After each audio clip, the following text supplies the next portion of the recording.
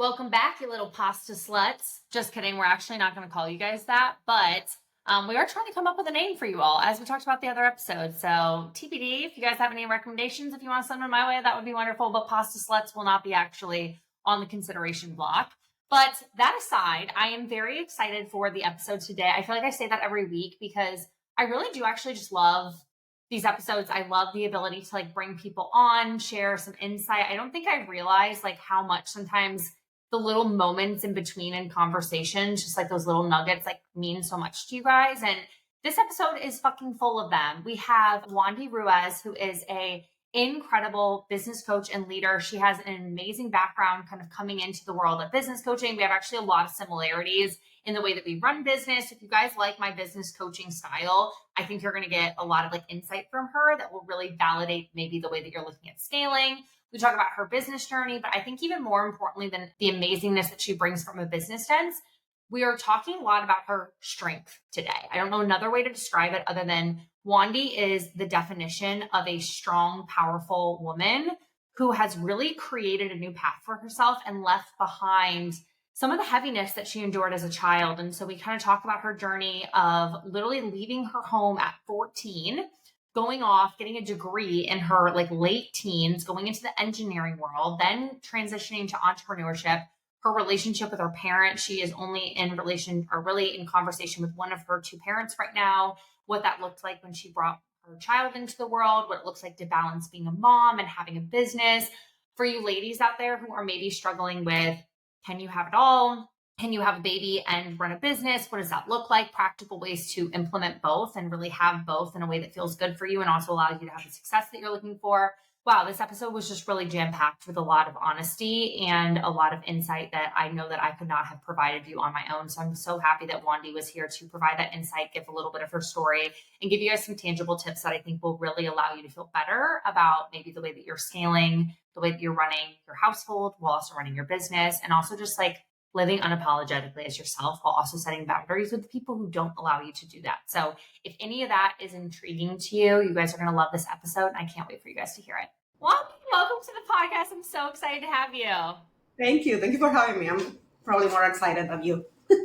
Well, I do this every single week, so I guess maybe not that excited. No, just kidding. I actually am very excited because you and I have very similar personalities while also being extremely different. And so for people who don't actually know you, I'll be curious if they're like, oh my God, they must have known each other for years. Because I always, every time I see a piece of content from you, I'm like, did I write that? Like we have very similar beliefs around business and like how we operate. And so obviously like you're a business coach, you're incredible at what you do. You're like a no BS type of mentor. But I did want to actually ask you, like, did you come from business? What did you do prior to starting your own business? Such a great question. And let me tell you that there was this one time that my husband sent me a post from you on our personal accounts. And he was like, I was reading this and I thought that it was you. And it was your post. No, we're the same.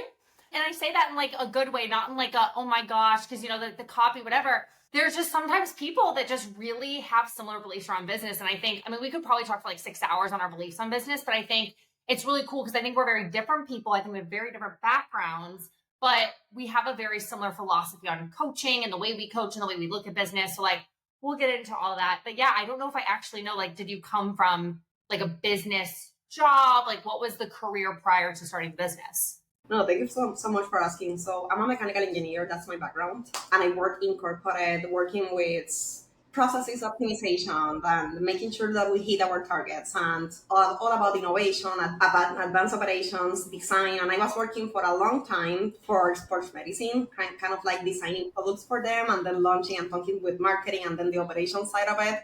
And I feel like that is a really important part of me, like it still is, right? So my background is in mechanical engineering, but I also have a master's degree in business and engineering management. And when I opened my business, I thought that I was going to be an OBM because of that background. Because you're probably very technical. Like you're probably very good at like the systems and the operations piece, which a lot of entrepreneurs are not very good at. They're actually really bad at that. Exactly. And I feel like that's why I was like, okay, first of all, I want to get this out of the way. Having that job, like it was already a 6-figure, like almost mid 6 figures, less than 150K per year. So it was obviously not bad. I'm telling this from a place of privilege, obviously. But that was a problem for me because I needed to replace that income before leaving my job. Oh my, we're so fucking similar. We're gonna have so many like similarities. I fucking love it. Did you grow up knowing you wanted to? Because I feel like engineering and like that world, like people are kind of like they kind of get into this world, or their parents come from that background. Was that your parents' wish for you, or that's always what you wanted? I had a really tough childhood, like the one that probably Lifetime can make a fucking movie out of it. So my dream growing up was, while everybody else was striving, I was surviving. So my dream growing up, everybody was wanted to be a teacher or something, like whatever shit they were going through or watching, in cable. In my case, actually what I wanted to have was peace and living on my own. I left my home at 14 years old. I went to a specialized school and I ended up doing high school in 1 year. So I graduated at 15 and I went to college at 16. And I went to college just to live there with the financial support. I forgot loans. Oh, yeah, And like because they're poor, I ended up doing that. And I had, because of my engineering degree, I actually was doing like some internships and I was doing internships so I could come back and pay the entire year of where I was living. damn. It was crazy, but it was. I mean, obviously that experience helped me get a really cool job, and then from there, Yeah. we're here. Oh my God. I don't even know if that's like a thing here in America that you could like graduate at 14 and like, I mean, I'm sure it is, but you don't hear a lot of people who do that. When you were like, and I do want to ask a little bit about your home life if you're okay sharing, but obviously whatever was going on, did you then in pursuit of that freedom moving out, were you just a workaholic? Were you like, I'm going to get really good grades? Like, what was the pathway of like getting there? Like, were you like, this is what I'm going to do? Or you're just like, I'm just curious, like, how were you processing that? Because 14, you must have been thinking about this 9, 10, 12, 13, 14. Like, you were a baby. Like, what was your path out? I went to a specialized school. Like I had to take these like exams and shit, and then I had good grades apparently. So I went there, and we were staying there from Monday to Friday. And then when I was not there. I was living with my grandma, during the weekend. So that's why I wanted to, get out of the situation earlier. And my best friends that I met at that school, they were 1 year older than me, for Okay. around 1 year or 2 years. So when they were graduating, I ended up taking. Usually, you take as a kid like potentially 6 classes plus. I was taking 12. Wow. So you were like really smart, which makes sense. You're an engineer. So you're a smarty girl. You're smart.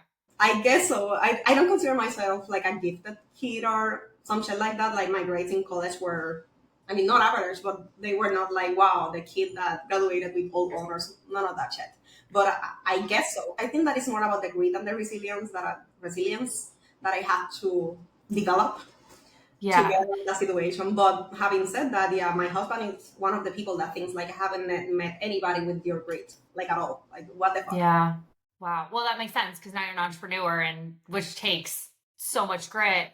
Did the resilience come from your parents or because of what they were not presenting to you, you had to develop the resilience? Yeah, exactly. Growing up a kid like that, and potentially so many of you are going to resonate with this. You growing up, you realize, especially when we are millennials, we grew up with boomer parents, and we're like, you know exactly what you don't want to be. Yeah. And that is a tough pill to swallow because you start to grieve the parent that you never had. Yeah. And as a kid, that's fucked up. You shouldn't be going through that. But it helped me a lot. Like because of all of that, I was able to create something on my own. I think that that's potentially the reason why I'm here now. I was talking to one of our friends because I know that you know Demi too. I was talking to Demi Yeah. the other day, and we were talking about like I worked with her since the beginning, like in 2020, and I remember I was telling her like all the people that were inside our programs, like me working, like her mentoring me. I was working with her since 2020, and all of the people that we know inside all of the programs, all the way to 2023, they are not in business right now. Yeah. It's crazy. But I'm assuming that that happened to you too. Like a lot of programs that you were into, like a lot of people are not there, and it's not only because of the money. It's also because of the resilience and the grit and everything that we develop. I feel like I came into this line of work with all of that already like embedded in my brain and my soul. Yeah. You're like, I'm just going to freaking figure it out. Like quitting or saying like, oh, it's so hard. So I'm going to do something like this is like not an option. When did you have the like, I'm going to launch a business brain? Did you always like want to do that? Or did that come because of heaviness in your corporate job where you're like, I need to do something different? I think that it happened because of the empowerment that I was missing. So, as I said, I'm a mechanical engineer, right? So when I was in college, I was the only girl in the group. Oh my God. I just turned 38, and it's the first time that I say it. Holy shit!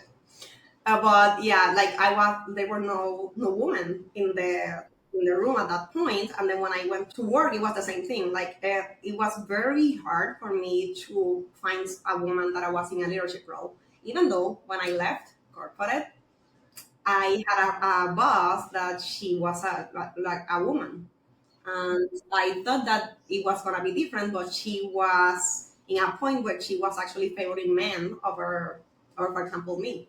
So I was lacking empowerment, and I was looking for empowerment, and I realized that I could do this. I didn't want freedom; I wanted empowerment. Wow, that's really interesting because you didn't have that growing up. You didn't see that in your career path. So when you got into corporate, how long were you in corporate before you were like, fuck this and I'm going to start a business? So I left corporate, and my last day was on May 2023, but I set for this in 2020. Okay. So about 3 years, then you pursued of. I opened my business in 2020, and then I got pregnant on 2022. No, on 2021. And we decided for me to stay there so I could take maternity leave. The thing is that when I came back from maternity leave, like something shifted in the online space, and I had basically to revive my audience and everything, even though I prepared really, really well for maternity leave. So when I came back, I ended up burning my business to the ground. I've heard that before. Yeah.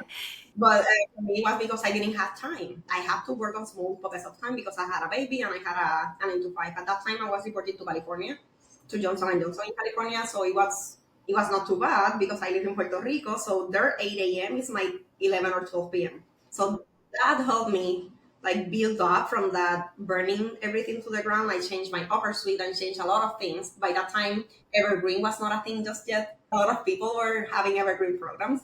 So I was like shifting everything to support me on that matter. And that was actually the first year. I like to say this, that I hit my first 100K cash in a calendar year with a baby in my boob, because literally that's what happened. So when that happened, I decided then to leave the 9 to 5 in May 2023.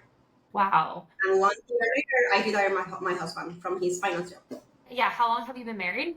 Or when did you meet your husband? Okay, I met him at my first job. I joined that job at 2020, and he was there already because he's older than me. And we started dating on 2020, no, 2012. I said that wrong. 2010. I joined 2020. 2010. Okay. I was saying, I feel like you've been with them for a while. Okay, got it. So very long time. 2012, and then we got married in 2017 after Hurricane Maria hit Puerto Rico. I don't know if you guys heard that. Yeah. Hurricane that was a shit show in Puerto Rico. I remember having vendors saying like, "You're the last payment that I'm gonna receive," and it was in November. Wow. So we had the wedding, and the power even left. Like it even went off or whatever. Like we had no power at some point during the wedding. It was crazy, but it was amazing. Oh my God. So, okay, so you've been with your husband for a long time. How Yeah. did he feel about your transition to entrepreneurship? Like, obviously, the baby that can change some things, but that was kind of not in play. Like, the business was already in motion. Was he like supportive? Was he like, go figure it out? Was he like, what the fuck? What is this? Like, what was his thought process? At the beginning, I think that he didn't understood. I didn't either, but because I was working a lot at the beginning, I remember taking the online business management certification, the OBM certification, because I didn't know how to make the back end of my business work for me. So I took that and I created a 6-figure business before my business was hitting 6 figures, because like everything was working in autopilot. Like you know how, I don't know, maybe you're a social media manager and you're listening to this episode and you're like, every time that you have to onboard a new client, you have to stop showing up on socials for 3 days. Yeah. That doesn't happen to me. My onboarding process is like 5 minutes. Yeah. I'm not doing the same thing. It's for you. But that has been the same onboarding process that I had since 2021. Yeah. Well, you came from a background where like you understood what that looks like. So like if the business was going to grow quickly, you already had it set up to do that. What was your like introduction to the online space? Because I'm curious if we have a similar introduction, because like there's like starting a business, which people like know of, but then there's like the online space business that you and I live on, and in this like online business, what was like your first like, oh, I could just like literally start sharing my expertise and making money, and I don't like need a lot to do that? Like, when did that happen? This woman changed my life. Tori. I'm assuming that you know Tori. Everybody knows Tori. Oh, Tori Dunlap. Yes, I absolutely know who Tori Dunlap is. Yes, Tori Dunlap, her first 100K. Yeah, so I remember I was scrolling through TikTok in 2020, and she was talking about some things. And I know that a lot of people came to the online space because of a masterclass that happened that went viral for VAs, but it wasn't my case. It was more about like seeing a masterclass from Tori, and she was speaking about making money online and what does that entail. And I was like, okay, I need to know more about this. So I started to look at things, and because thankfully, like I had the 9 to 5, so I was able to, I don't know, I was just like throwing money at people, to a lot of people, until I figure out what I wanted to do. And honestly, I haven't stopped. Like I have invested over 100K just in mentorship and coaching without even team members or project-based things. Yeah. Because I knew that this was it. Oh my God. Okay. That is wild, because I think, my first business was financial coaching. And so it's funny, but we have a very like similar story in that it was not 2020, but I think it was like 2021, 2022 is when I started seeing people post about money. And I was like, okay, this is annoying. Like no one knows what the fuck they're talking about. And that's why I kind of just was like interested. But I was coming from like the influencer route of like, I'm going to bring people on this journey.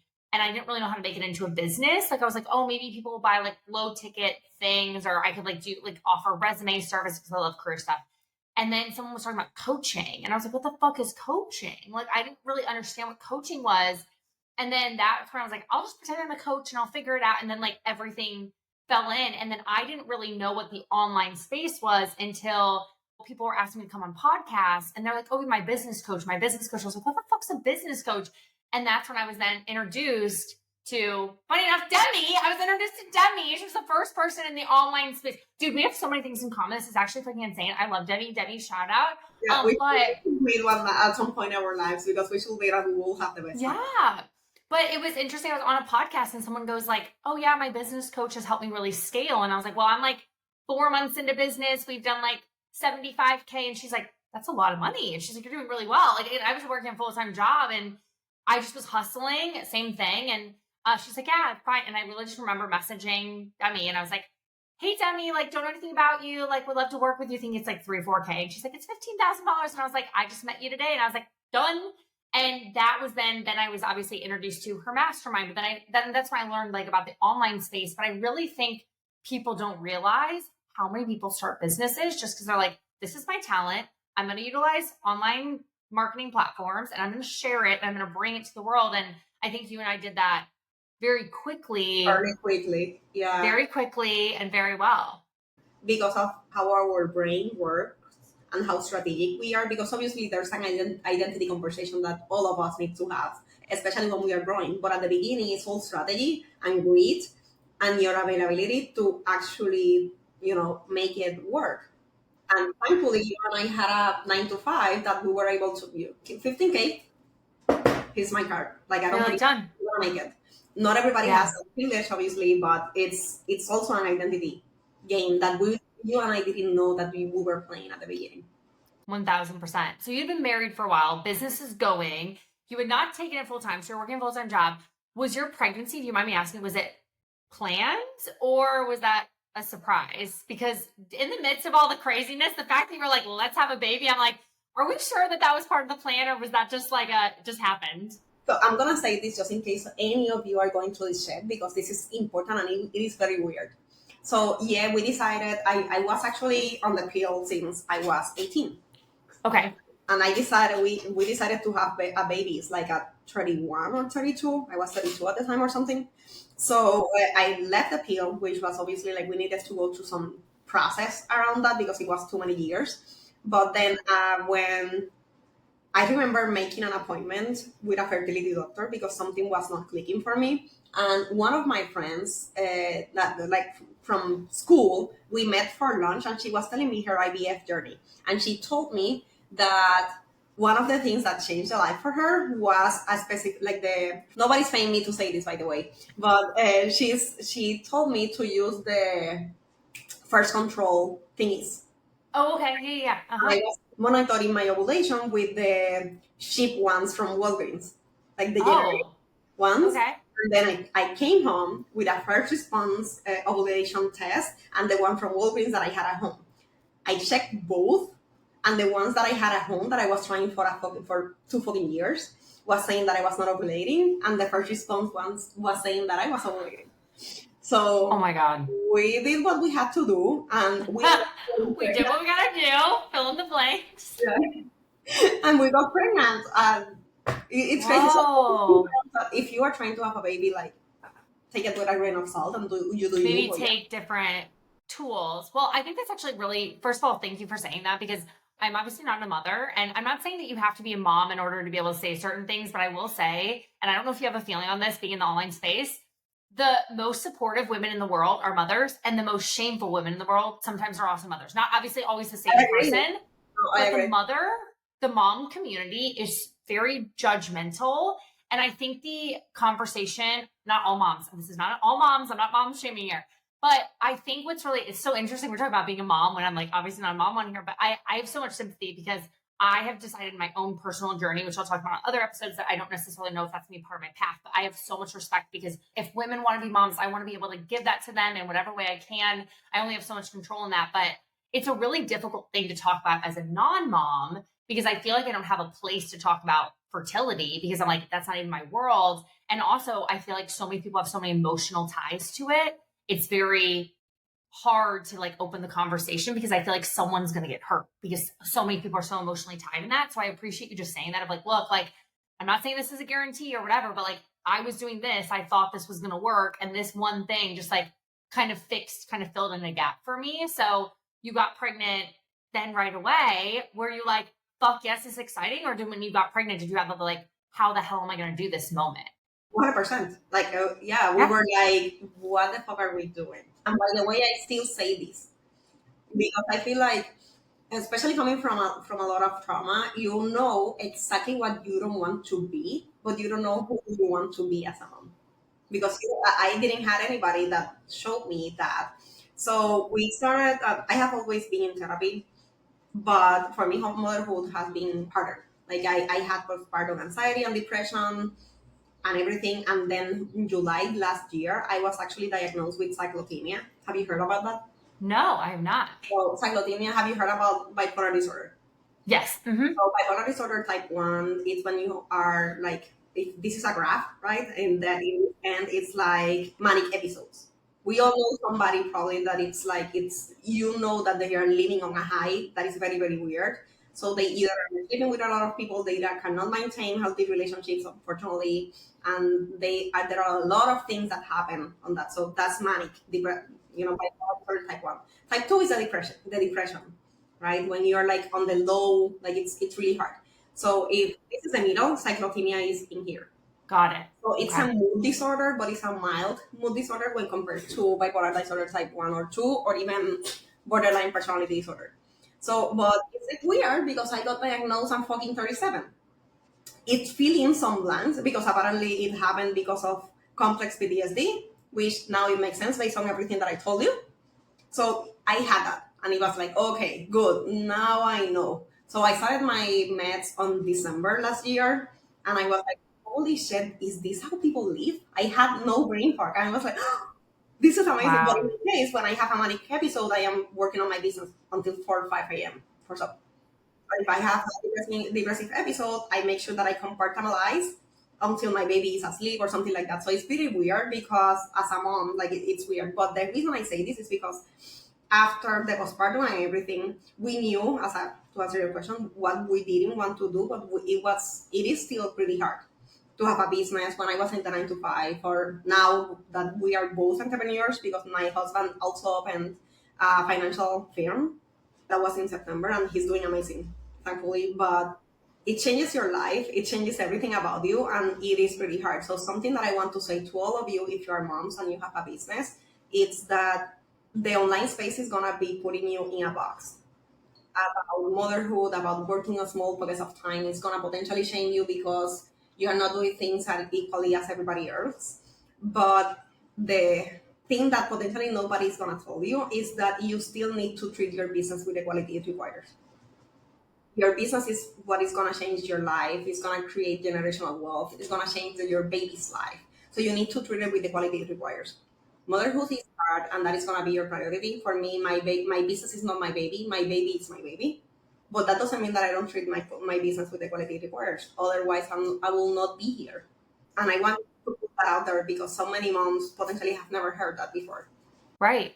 I think it's so important to talk about. It's interesting. I know a couple creators who have said things along that lines, like my business is not my baby is my baby. And I love it. Whether it's a phrase that I just am not aware of because I'm obviously not, it's not my world, or like, women have kind of rallied together in that. I think that's really important. So when did you have the moment after having your first child? When did you have that moment where you're like, I can do this? Or did it happen immediately and you just kind of powered through? Or did you have to kind of like change the way that you operate in a business and then you kind of found it? Like, when did you start to feel like you were balancing all the things well? Or are you still like, I have no idea what the fuck I'm doing, I'm just gonna keep pushing forward?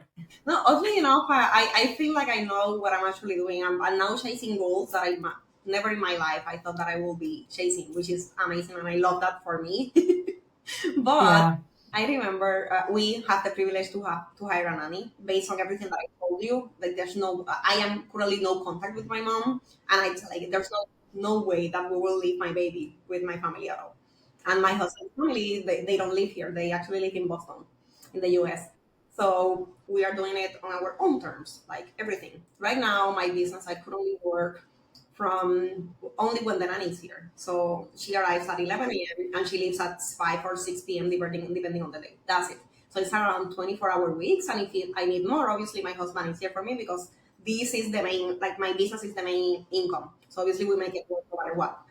Like today, for example, I probably will be working at night because I need to do some things. But the moment that everything changed for me was when we tried to do it with a nanny. That And it was just terrible. couldn't work. Yeah, because I don't know how people do it. I don't know how you are able to work with your baby next to you, because my baby always wants to be with me, like at all times, and he wants to play. Like obviously, you need to give them like the quality time.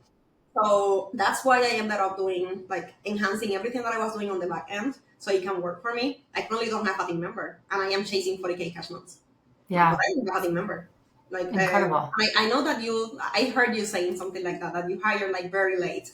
Oh, I had done $1 million. I hired Lexi after I'd done $1 million in 15 months. Which is obviously like you know Yeah. what I mean. Like I don't feel like I need it.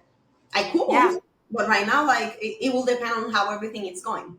But it's because everything in my business. So that's why if any of you follow me on social media, hopefully, obviously, if you're Hopefully listening, everyone now. you Yeah. should. Yeah.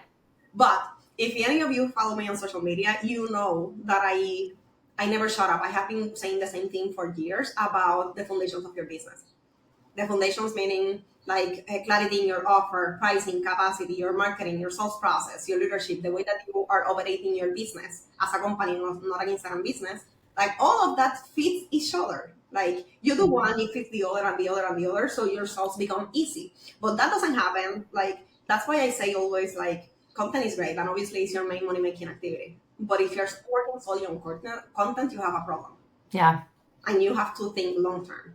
And for me, I think that was key for everything that happened for me. So, to answer your question, was because we tried to do it alone and it didn't work. So we brought a nanny, and I continued to work on those foundations until I was like supporting me into my money goal. Therefore, I ended up resigning, and then I retired my husband, and we are here. I mean, I love it. I think the thing that's really interesting that I also think, I feel like I could like list, I feel like this episode would be like literally found like my twin in life because we're very similar, very different again, but very similar. But one thing I think that you and I did very well, because I did not have a child, I will say that, but I worked up my full-time job. I had done over $500,000 while doing a full-time job for the first like Oh, so eight, you nine stayed months. longer than me. That's amazing. I didn't know that. Yeah. I was only in the full-time job while doing the business for 9.5, 10 months, but I scaled very quick. And it was, I mean, it was hard because again, same thing, I was working all these weekends and everything else, but people always ask me like, how'd I do that? And then I didn't have a team member or any of that. I mean, Lexi, God bless Lexi, but Lexi didn't come until last year. Like I had already had the second business started. We'd already done $1 million, whatever. I'm like, I literally just focused on like the core things. And I think a lot of times, like one of the phrases I think I hear a lot of times with women is they're like, I feel like I can't have it all. And I have a lot of feelings. Yeah, I have a lot of feelings on that phrase because I'm like, sometimes I'm like, I think you can, but then I'm also like, well, what does having it all really mean? Because like, I don't think everyone can have everything.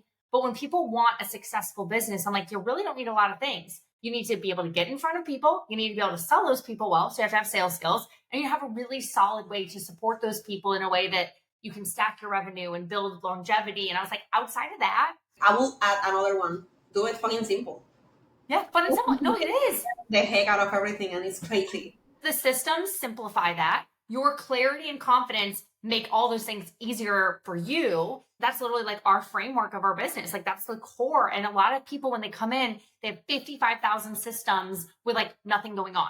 They have 85 different platforms here. And I'm like, you can't have it all right now because you're literally trying to do it all. I think you can actually have more by leaning into the 3, 4, 5 things. You're like, these are my top priorities. This is what I'm doing well. And I think for you, you're like, look, my time is most important as far as like being present with my kid. So like, I want to bring in a nanny so I can focus on the business, be fully present in that. Then when the nanny's gone, I'm focusing on my kid. And then I have my husband and I have this and this. It's like, I'm going to do those things exceptionally well.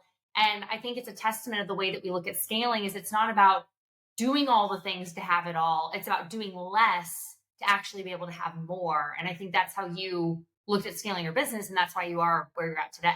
Yeah, no, I totally agree. And I know that you have been saying this for years too. Like, it needs to be simple. You need to simplify the heck out of everything that you're doing. I think that for anybody that is currently scaling their business, there's two things that I want you to think about. The first one is that if you look at the offer suite for everybody that you look up to, they are always serving a single person. Like all of their offers and everything it's for the single person. Like they are not capping their income with anything. Like they are serving a single dream client at different problems that they have. And you were here potentially creating a freebie for the newbie, and then your high ticket is 5K for, I don't know, for 3 months. And then you're assuming, why is there a disconnect? Why am I not attracting high ticket clients consistently? What you're doing is like there's a gap there.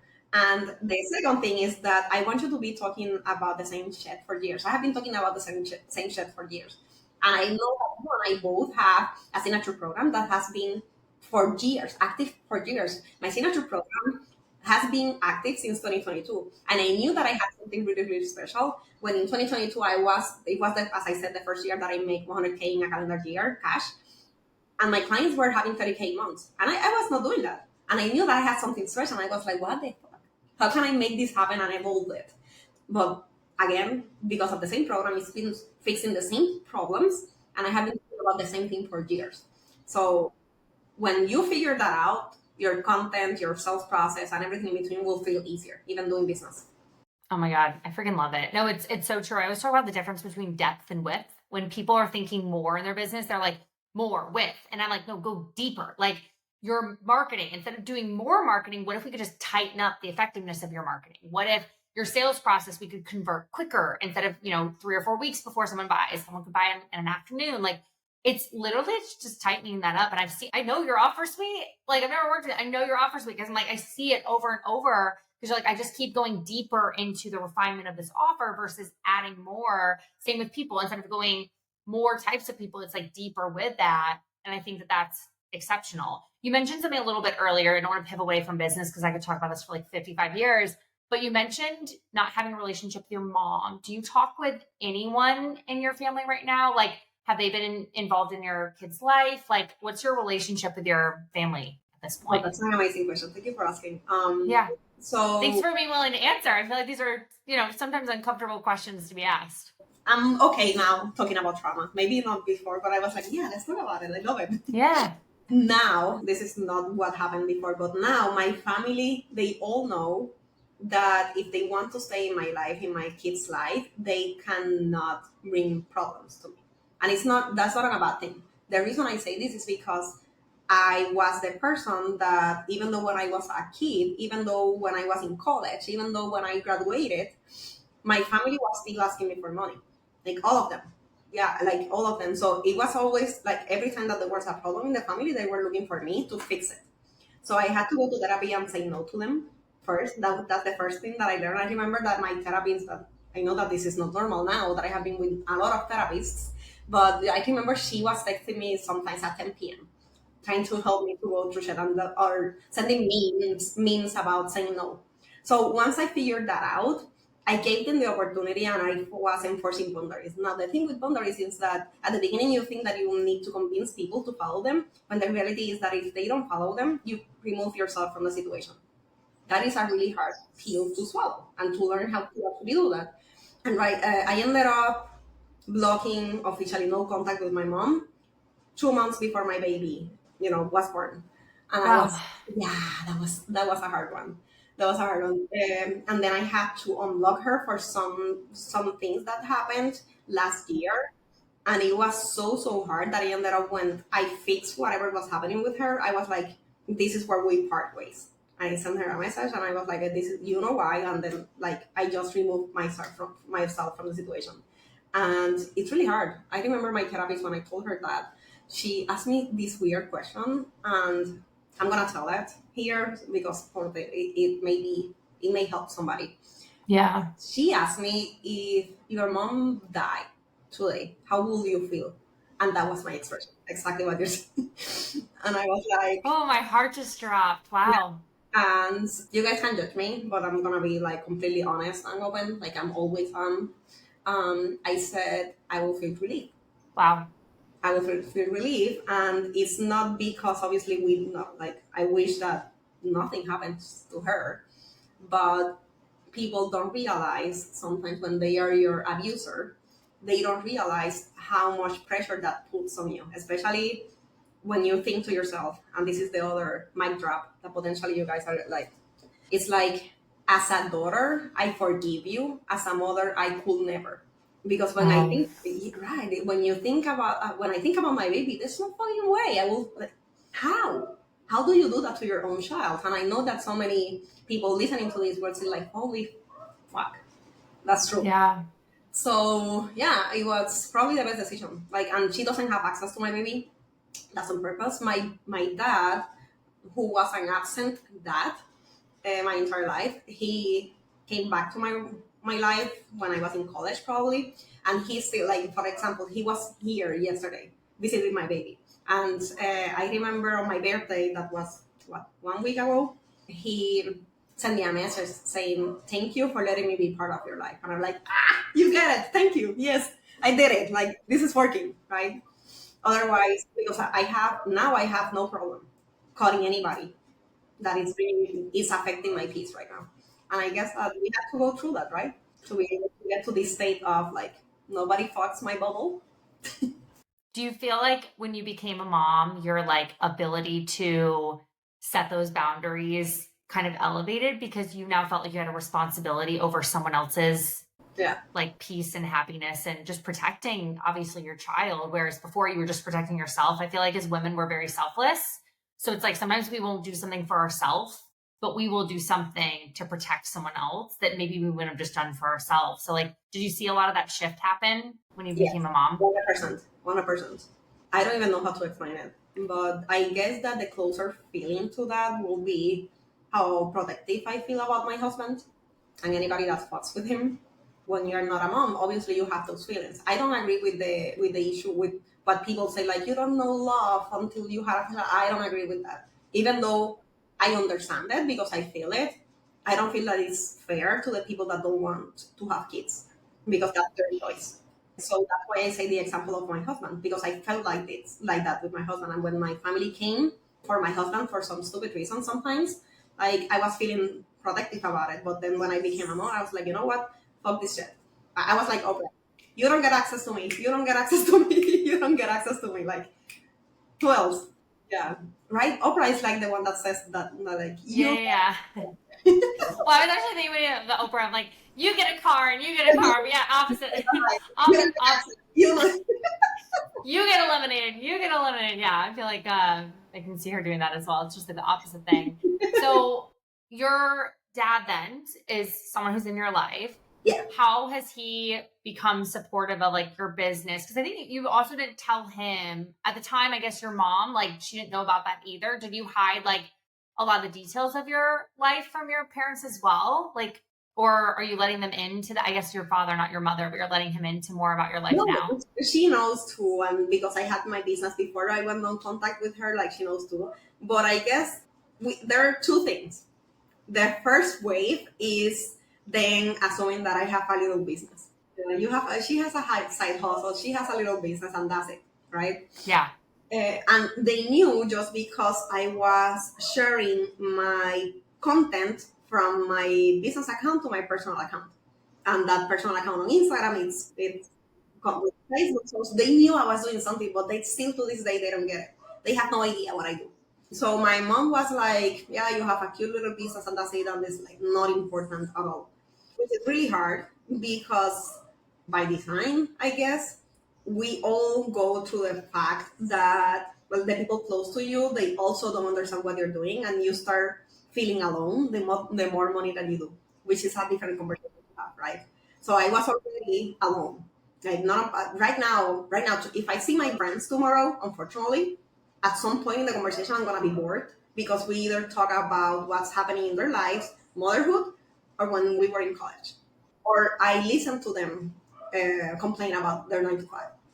Well, nobody asks about my business on how am I going, like none of that shit. Which I'm assuming that all of you go through this as well, and it's really weird. Yeah, we definitely do. Yeah. So that's one thing. So my dad didn't know anything, and then when I left my 9 to 5, he was like, he came here, and I was like, yeah, no, I don't have a meeting.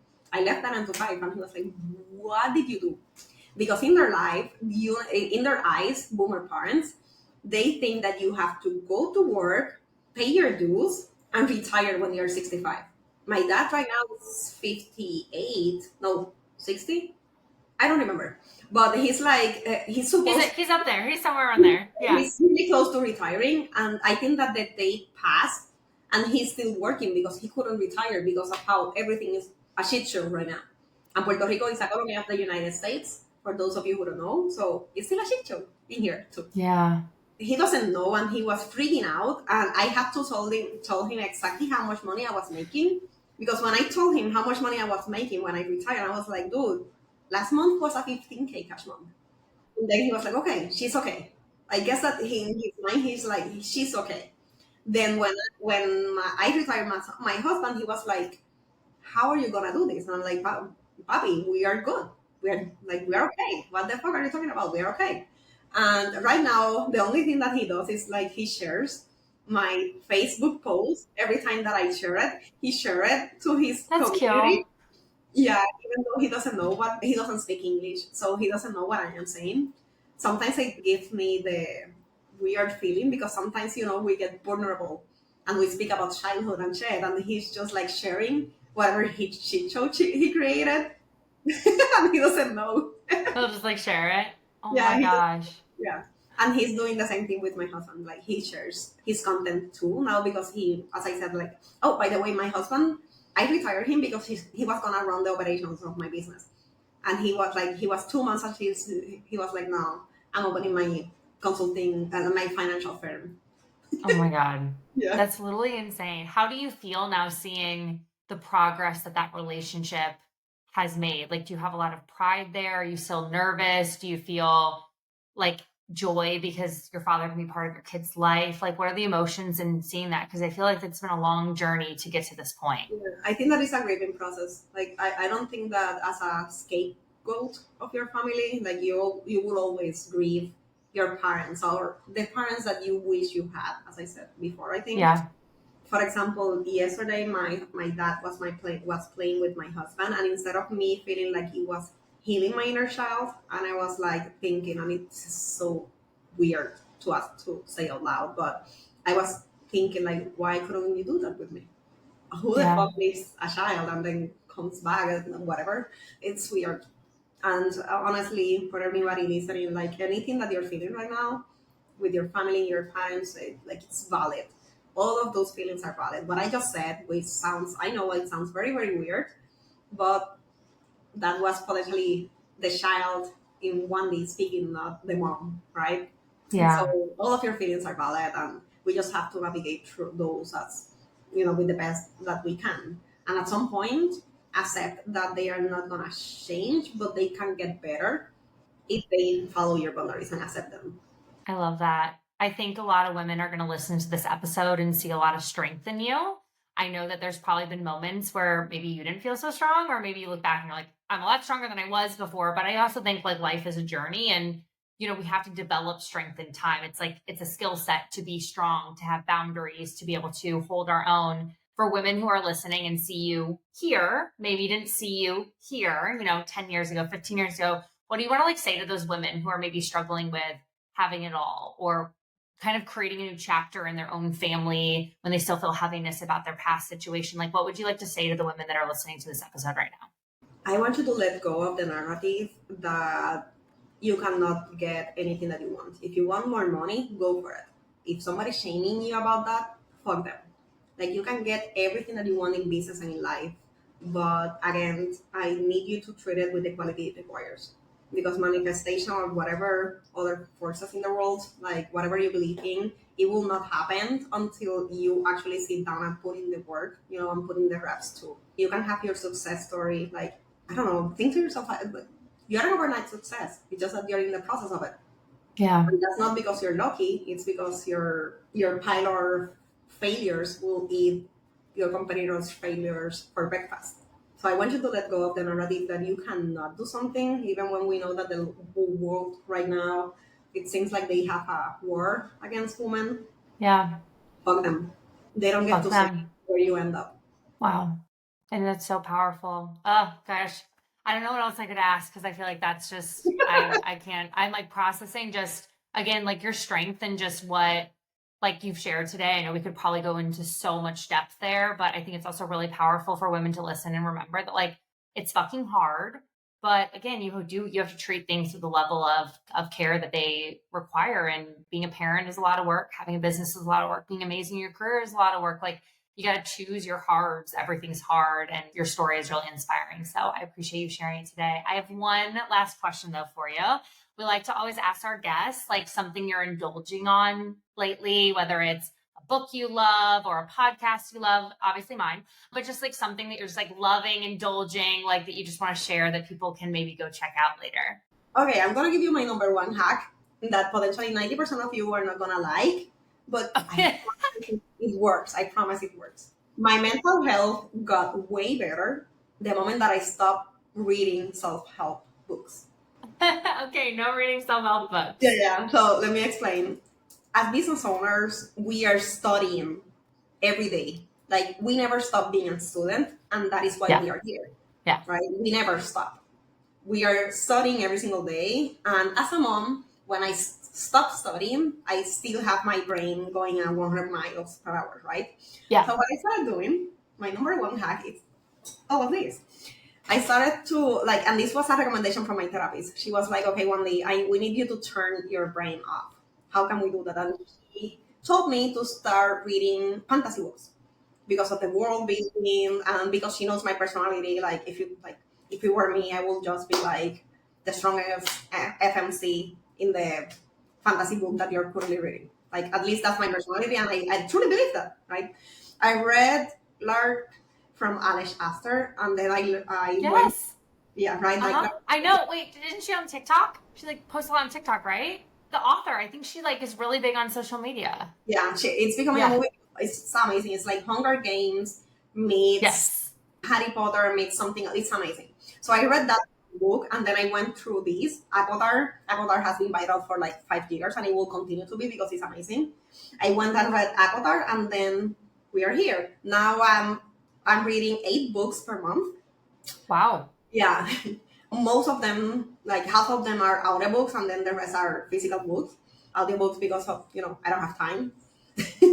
Yeah. So I listen to a lot of audiobooks between dark romance and fantasy books, and I feel like when I stopped reading self-help books and started reading all of these, my brain was able to shut down because I am holding so much.